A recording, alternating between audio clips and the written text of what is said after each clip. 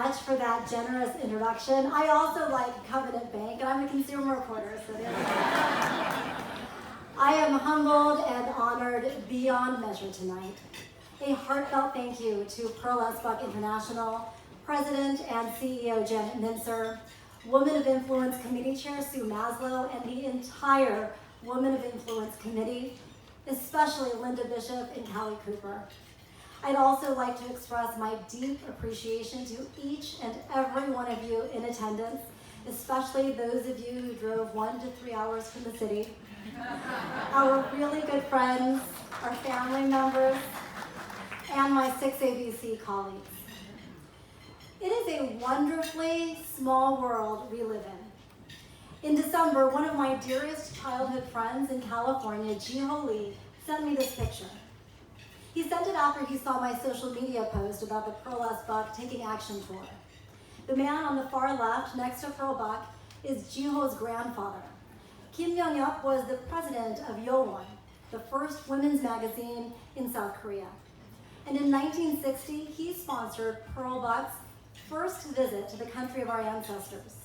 It was after that trip, Pearl Buck wrote The Living Reed, a historical novel about life in Korea, and in 1964 opened the Opportunity Center and orphanage there. It was part of her effort to address poverty and discrimination faced particularly by mixed-race children in Asian countries. And I am delighted to tell you that the proud daughter of Kim Myung-up, Mrs. Sunny Lee, is here tonight with her husband, Mr. Frank Lee.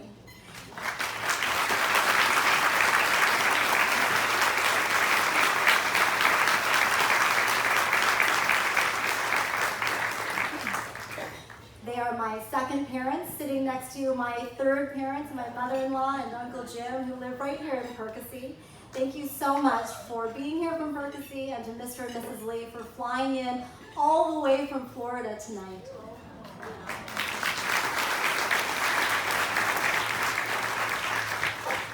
Florida to Philadelphia is many miles to travel, but the Lees do not win the prize for having traveled the farthest. An extra special thanks to my dad, who flew 14 hours from Seoul, Korea to be here.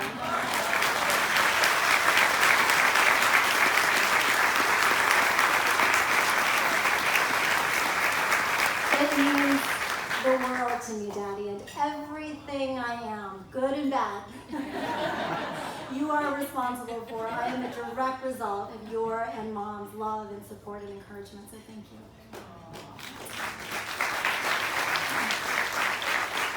I was interviewed by Philadelphia Magazine a few years ago, and if the question had been, who is the person you most admire, my answer would have been my dad. But the question was, who is the most historical person you admire? And my answer for that was Pearl Buck, but perhaps not for the reasons you might think. Pearl Buck is most famous for being a beautiful writer. She won a Pulitzer Prize for The Good Earth, and she was the first woman to win the Nobel Prize for Literature.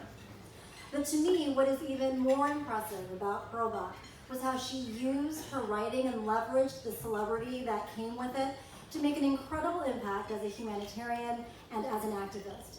And to really appreciate her work in those roles, you have to understand her upbringing. Pearl Buck was the child of missionaries.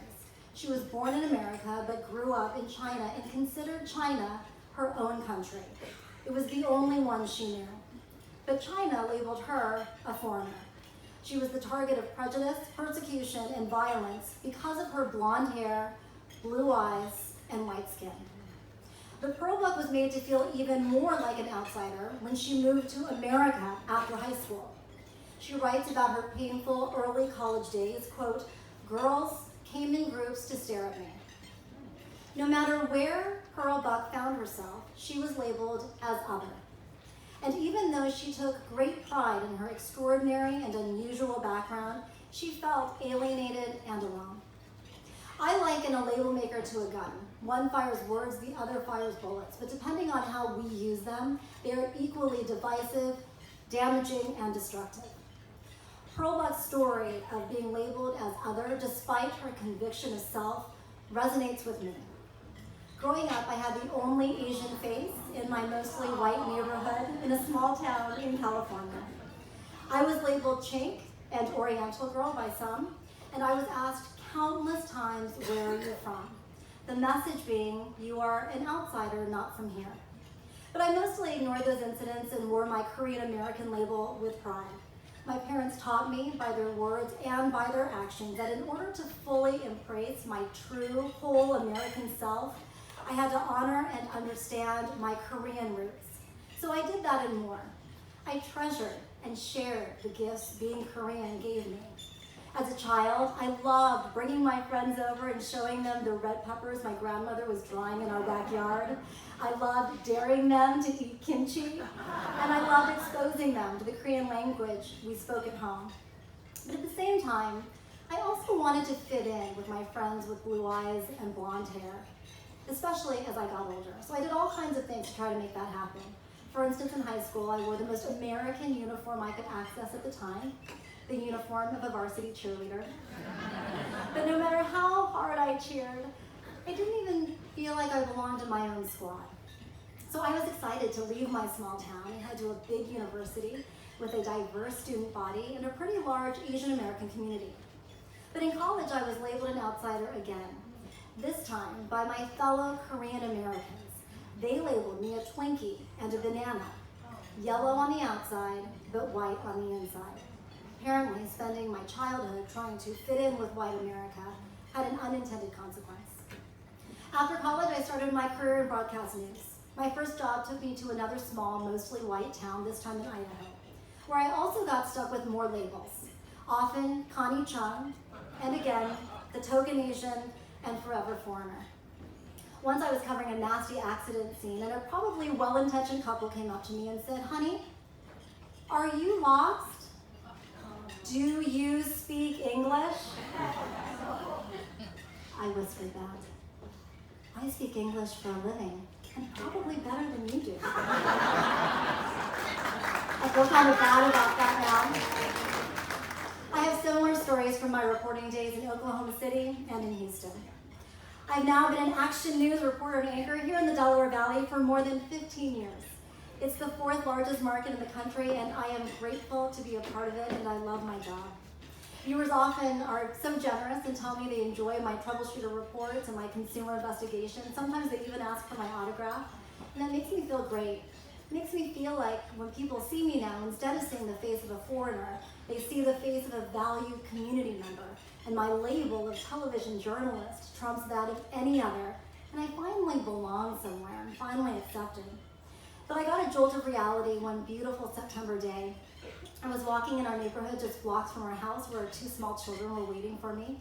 My husband and I were getting ready to celebrate our 7th wedding anniversary, and I was on cloud 9, feeling so thankful and frankly untouchable. When all of a sudden, when I was in a crosswalk crossing the street at a green light, a car turned into that intersection and came this close to hitting me. The driver and I exchanged words about who had the right of way. And then as she drove off, she yelled, "This is America." Those 3 words, "This is America," felt like a slap in my face. They took me back to every label that had deepened my sense of other. It turns out all those incidents I thought I had ignored and just let roll off my back actually hadn't gone anywhere. They had been weighing me down, and those 3 words, "This is America," added to their weight and brought me to my knees. They unleashed in me an anger I didn't know existed and now could no longer contain, especially as I thought of my children, who look a lot like me. So after a lifetime of bottling up hurt and sealing it with a smile, I exploded on social media. I responded to that driver in no uncertain terms with strength and venom, taking ownership of her words, "This is America," in a live Facebook video that I hashtagged with that same phrase. And much to my surprise, the video went viral. 3 million views, 67,000 reactions, 38,000 shares, 16,000 comments. Many people expressing solidarity and support, giving me the internet equivalent of a high five. But there were also those who seemed to hate me and my "This is America" message. They labeled me a tyrant, a race baiter, a sensitive snowflake, an idiot, a loser, and even a liar. Throughout our history, people have used labels to divide, dehumanize, and to construct a human hierarchy, to oppress, enslave, and create fear. Black people labeled beasts and animals, Native Americans labeled savages, Asians labeled the yellow peril. And the deep anxiety these labels perpetuated turned into policy. The Chinese Exclusion Act was the first significant law restricting immigration into the United States, and that was just the beginning. For years, all Asians were banned from becoming naturalized U.S. citizens. We could not even legally own or lease land. The Japanese were labeled devils just before more than 100,000, mostly Americans, of Japanese descent were forced into internment camps during World War II. Pearl Bach fought against the Chinese Exclusion Act despite the discrimination she experienced in China. She believed we must leave our bitterness behind and focus on our future. And in fact, it was her best-selling novel, The Good Earth, that started a pro-Chinese movement in the United States after it revealed the suffering of ordinary citizens in rural China. Bach also spoke out against the Japanese internment camp, saying, "We cannot label Japanese Americans our enemies. They are Americans." Yet despite all of Pearl Bach's efforts and the effort of so many others, we have not moved away from this dangerous practice of adverse labeling. So back to my This Is America video and those ugly labels pushed out on social media. I wasn't the only recipient. People on social media also labeled the driver, and so did I. I labeled her and anyone who didn't like my This Is America message racist, ignorant, and stupid. Other people labeled the driver white and entitled. But here's the thing, I never revealed the color of her skin. Now, I had no doubt the labels I had given others were right, and I felt my story showed my detractors how wrong they were.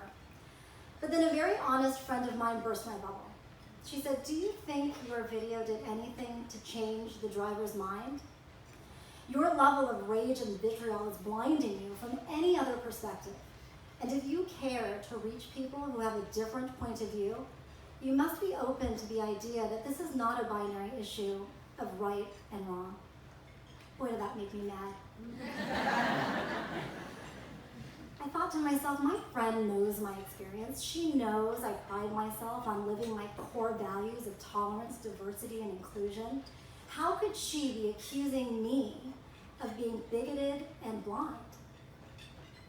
But I couldn't stop thinking about her words. So I decided to investigate the possibility that maybe my friend was onto something.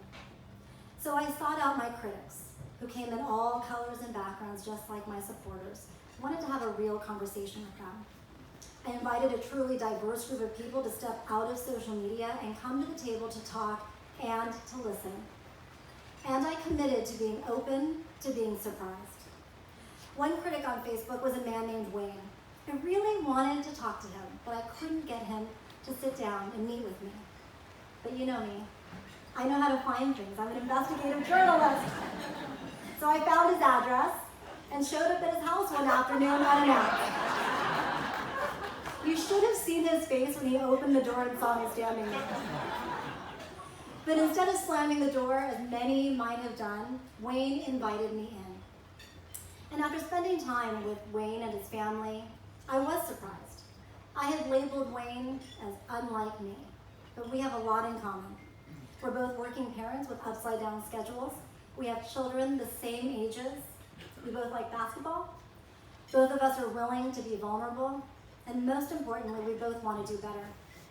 Wayne, who is white, told me he had commented on my This Is America video out of knee-jerk anger and fear. He said he had been feeling a growing anti-white sentiment in our country, and our us versus them mentality had put him on the defensive. During our face-to-face conversation, Wayne also revealed he had been on his own journey of reflection and revelation. I wasn't expecting that, but I was even more shocked to learn that the catalyst to his journey had been my phone call and my Facebook video. Wayne told me after I reached out to him, he went back and watched my video again, and this time in its entirety. And he didn't like the reflection he saw in his computer screen. He said my video inspired him to step away from the keyboard, stop fueling the fire on Facebook, and do something he had never done before. He reached out of his all-white bubble in a number of ways, including joining an old friend's all-black fantasy football league. Wayne says getting to know the men in that league changed his life. He now participates in one of their regular podcasts about Black issues and counts many of them as friends, part of his inner circle. My conversations with Wayne and others have profoundly changed me. I see when we label carelessly and quickly, we kill conversations before they can even begin. But the possibilities for connection are limitless when we pause and consider what else might be true. Pearl Buck said, "I learned early to understand that there is no such condition in human affairs as absolute truth. There is only truth as people see it, and it even in fact may be kaleidoscopic in the variety." So these are the labels I choose for myself today. Woman, American, Asian American, Korean American, daughter of immigrants, friend, wife, and mom, journalist, storyteller, truth seeker, and optimist. And as I look at my labels, I find myself thinking about the driver who sparked this entire investigation. I see now, we share a lot of labels too.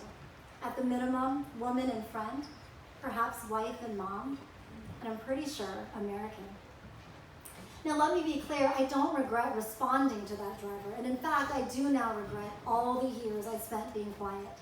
So I will continue to address and engage those I do not understand, and I encourage you to do the same. But what would happen if we all proactively choose a new kind of response?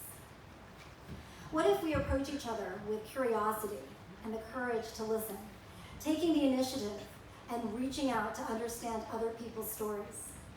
Pearl Buck made it her mission to do exactly that. She listened and learned from her African American friends and used their stories to fight against racism and social injustice. She wrote about life in China, Korea, and India to connect the East to the West and to help Americans empathize with people on the other side of the world, to open our eyes to our shared struggles and values.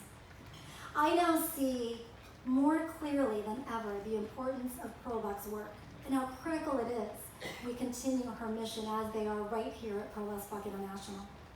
Imagine if we all moved in to understand people who seem different, not just because of race, but because of socioeconomic background, religion, or political party, or anything else that makes us other. Through my own This Is America journey, I have learned when we take the film off our own lens, it becomes clear we are all just fellow human beings. Of course, this is just my unique story. I recognize people are targets for all kinds of reasons, and some of the attacks people experience are violent and far more severe than my own. I acknowledge being vulnerable could mean they are literally risking their life. All I know is dropping my label maker took a lot of weight off of me and gave me the freedom to understand both sides of a conversation. We don't have to agree on everything. Realistically, we never will. But just because we disagree about one thing doesn't mean we have to disagree about everything. And when we build trust and empathy, we discover the ways we are alike and open up a space to dialogue about our differences. Pearl Buck believed in the common goodness of mankind, so much so that she said, "I feel no need for any other faith than my faith in human beings." I have that faith too. So while I am undeserving of this recognition tonight, I accept it with a pledge and a promise to use it as an opportunity to encourage and inspire activism in the name of the incomparable Pearl Buck. It is not easy work, I warn you, and I still struggle with it, but I invite all of you to join me in the effort, because I believe we have a shot together at successfully transforming our collective conversation in ways that will make the American experience better for all of us. I realize I have the privilege of a pretty big platform to speak up, but whether a journalist or a student or a stay-at-home parent, we can all be meaningful, everyday activists and create change in our circles and communities. You have opportunity and power and reach to embark on your own This Is America journey, and I hope you do. Our This Is America series is at 6abc.com/thisisamerica. I hope you will watch it and use it as a springboard for your own conversations. Thank you so much for having me here today.